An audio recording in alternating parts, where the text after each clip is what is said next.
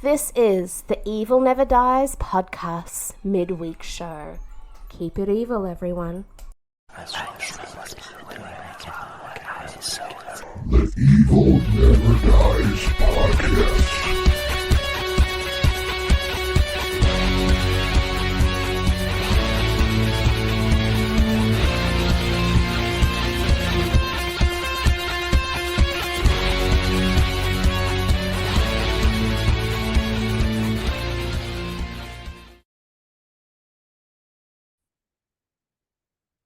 Welcome to the Evil Never Dies midweek episode. I'm your host this week, Carl Todd. And just a little heads up on our regular episode that kind of wasn't planned that way. We ended up in a dark haunted house talking about a red light, but we were really busy. So we'll make it up to you. So anytime you hear red light, that's the new drinking word now. So it's been raining. The hurricane from Mexico is overhead now. So yeah, we're kind of in a wait and see period on the haunted house, but we deal with that every year. It's nothing new. But at least I'm back in my studio for this episode and things are a little bit more normal. We're actually just going to go right into this. This week we are going to cover No Rest for the Wicked, the Ozzy Osbourne album. It was his fifth studio album and released in September of 1988. Now, a few weeks ago, or maybe a month ago or so, I did Headless Cross, the Black Sabbath album. And I always said that these two albums sort of remind me of each other in sort of a way. No Rest for the Wicked was actually the first Ozzy album I bought the day it came out. My first favorite Ozzy album would have been Ultimate Sin, and it came out in 86. So I didn't get that the day it was released. This one I did, and I loved it, but I did not like it as good as Ultimate Sin at the time. I just didn't think it had the same feel as Ultimate Sin. So in my younger days, this wasn't my favorite album, but as I've gotten older, my views have changed. Now, I didn't bring the CD out, but the album cover is really unique and cool. It was actually choreographed, but they actually put a lot into this album cover. It's got Ozzy sitting in basically kind of a throne. He's wearing a crown of thorns and sort of looks like Jesus. Got these two little wicked girls standing by him. One of the better album covers maybe Ozzy did. I mean, Ultimate Sin was over the top. Bark at the Moon was just cool. And some of the others were just sort of silly. So I think No Rest for the Wicked is a very cool album cover. I don't have it with me. I didn't. CD's on that other side of the room, and it's covered up with posters and stuff. So very, very, very cool album cover. But let's get into the nuts and bolts of this album. It was actually produced by Keith Olsen and a guy named Roy Thomas Baker, who was more known for working with Queen, Rolling Stones. So, but this actually turns out to be a very heavy Ozzy album.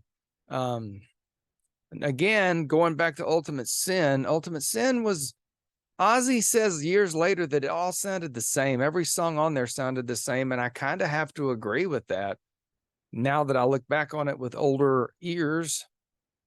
So the recording process for No Rest for the Wicked, Jake E. Lee, who was the guitar player for Ultimate Sin and Bark at the Moon, he had replaced Brad Gillis, who had replaced Randy Rhoads, who passed away.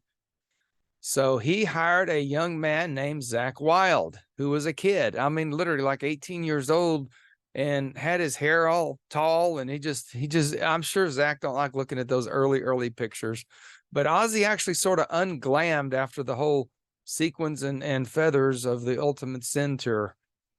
Now, Bob Daisley, who had been in Ozzy's band back and forth and wrote almost every lyric that Ozzy put out up until, I think, No More Tears, actually plays on the album and is credited for the album. So Bob Daisley is in the album, but he would be replaced on the tour by Ozzy Osbourne's former bandmate Geezer Butler of Black Sabbath. I got into that more during the Headless Cross review. So let's just see. This album was recorded in Los Angeles. It's a genre heavy metal and hard rock.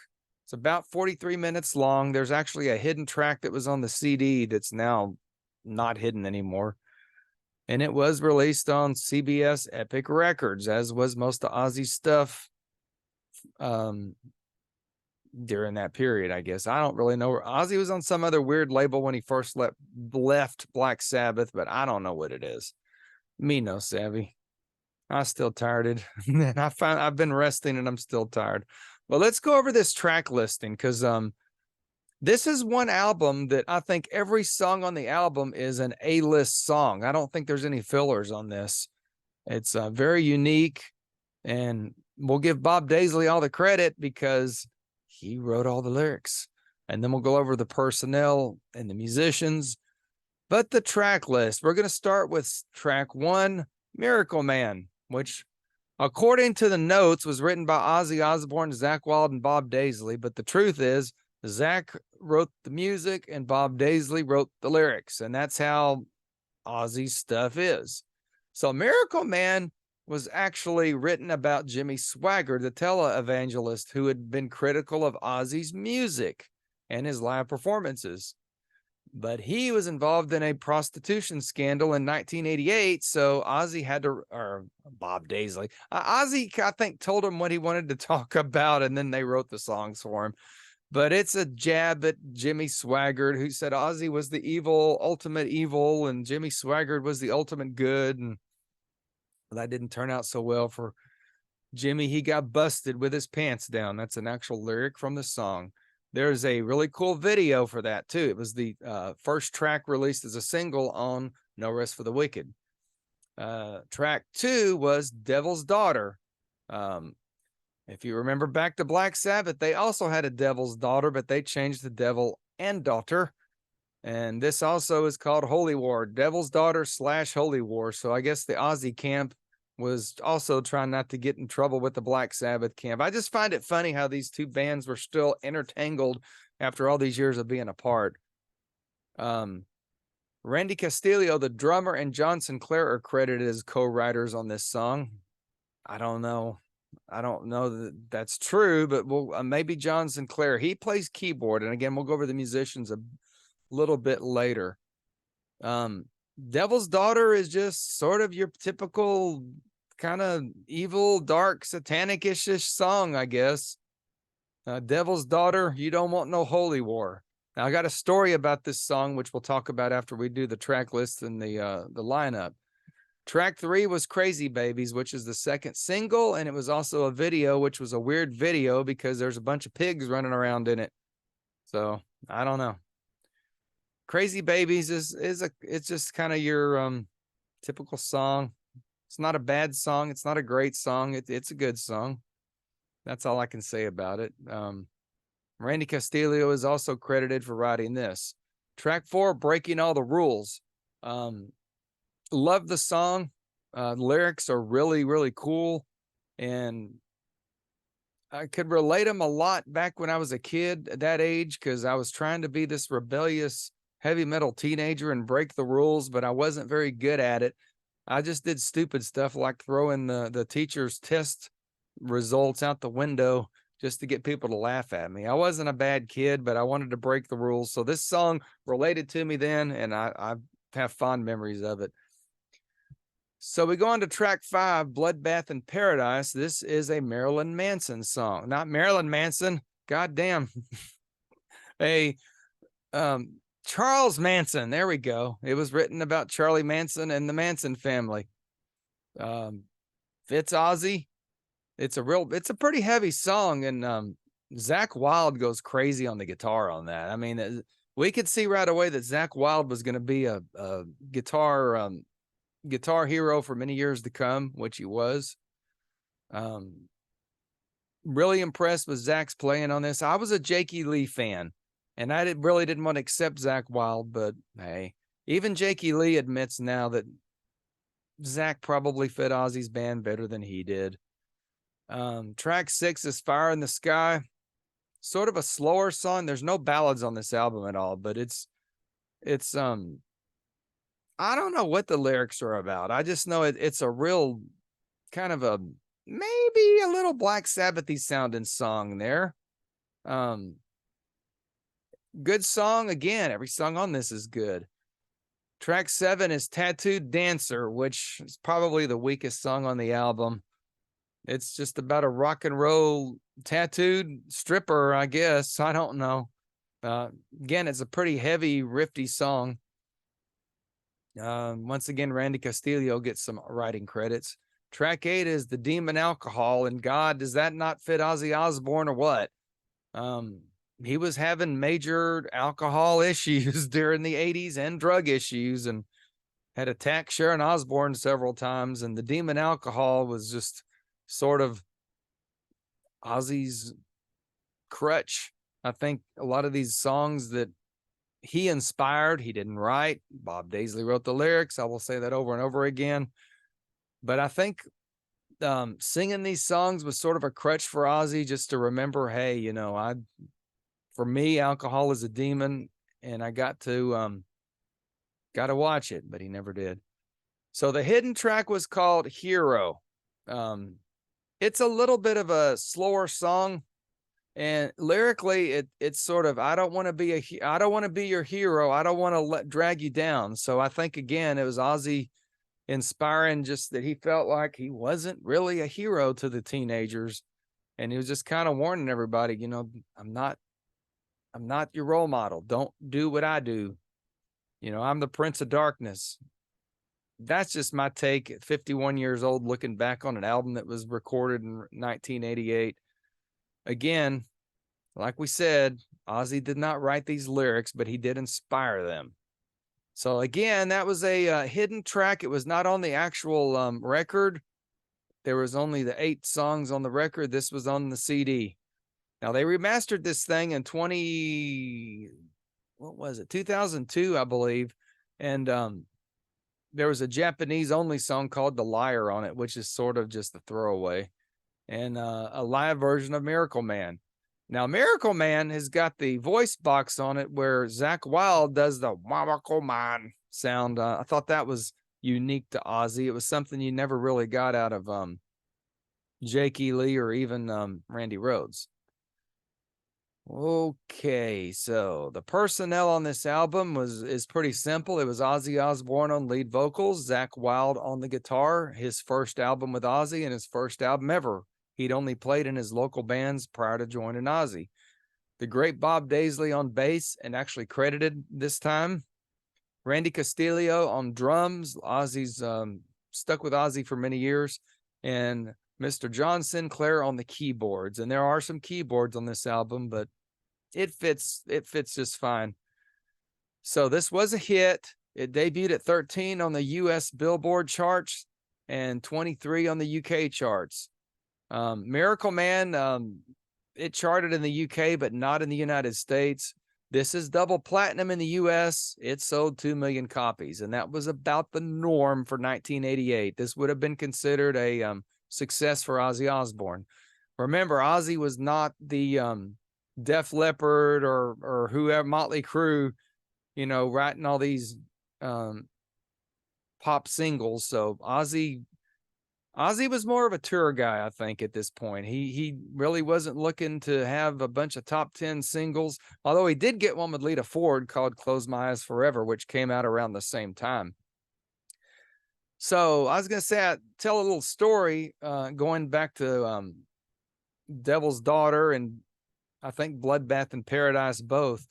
When I was a teenager, my mom would want to go to these, what I call junk stores, you know, sort of a thrift store. I think they call them vintage stores now. And I didn't like going in them because I thought they stunk, which they didn't. It was just that musty smell of old stuff. So I would sit in the car because I was old enough and listen to the radio, flipping channels one day, and came across a guy playing Devil's Daughter on the radio, the entire song. And I'm like, is this a new heavy metal station? I was totally baffled.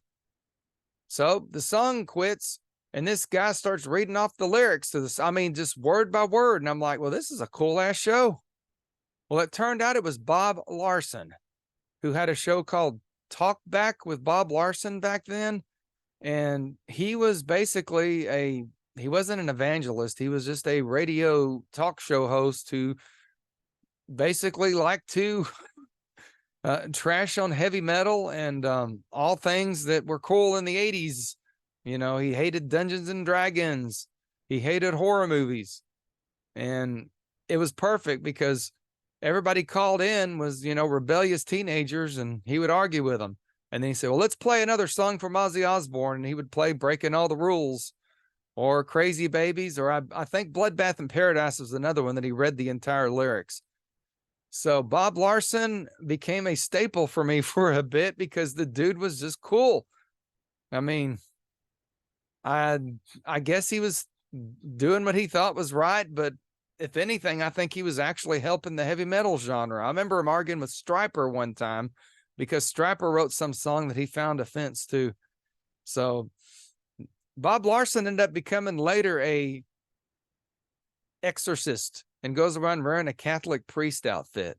So I just remember when he had his talk show, he always said that he was not an evangelist and never claimed to be a preacher or a pastor, but now he is a exorcist. So sort of tripped out dude. But I'll tell you what, he played some good heavy metal music in the 80s. So credit everybody knew who Bob Larson was in my age range. So shout out there to Bob Larson. You're still remembered to this day, dude, for playing Ozzy Osbourne songs and some of the other great metal songs. Let's talk a little bit about, I was going to get into Zakk Wylde, but there's not much to get into because this was his first album. He was a kid. We're not going to talk about the future of Zakk. So we'll talk about the tour, the No Rest for the Wicked tour. It would be the first tour with Zakk Wylde. It would be the second with Randy Castillo. I think he played. No, he didn't play on Bark at the Moon. My voice is going out on me. But we do get the return of Geezer Butler from Black Sabbath to the Ozzy Osbourne band. And of note, they actually recorded a live EP called Just Say Ozzy, and it featured Geezer Butler and Zakk Wylde, and they had some songs from The Ultimate Sin, including Shot in the Dark, which Ozzy has always said was his preferred version of the song. Now, unfortunately, this EP has been out of print for many years. I don't think it's on Apple Music. If you got the CD like me, you can burn it to Apple Music and enjoy it forever. If you find it, it's a good piece of history to have. Having Geezer and Ozzy back together was cool, and Zakk was just good. He was awesome. So the tour, North American tour had Anthrax is who I remember seeing because I saw this tour, was the opening act. Supposedly White Lion played somewhere on it. Maybe in Europe. I don't know. I don't remember seeing White Lion with Ozzy. And also the end of the tour would be the Moscow Music Peace Festival, which was a big event that was held when the Soviet Union was starting to fall and they let all the Western heavy metal bands in. There was like 200,000 people there, and Ozzy was the headliner of it. So the typical set list, they played a lot of stuff from the new album. They did play several of the Black Sabbath key songs, but I do remember Sweet Leaf was added to the set. They closed with Paranoid every night, which Paranoid's a good song to close with. And I think they actually added the Lita Ford song Close My Eyes Forever in later, once the single got big. Now in Europe, the first leg of the tour was canceled because Ozzy was in rehab. So many times he was in rehab. So they kicked in the European tour, what little they could. The US tour went pretty much without a hitch.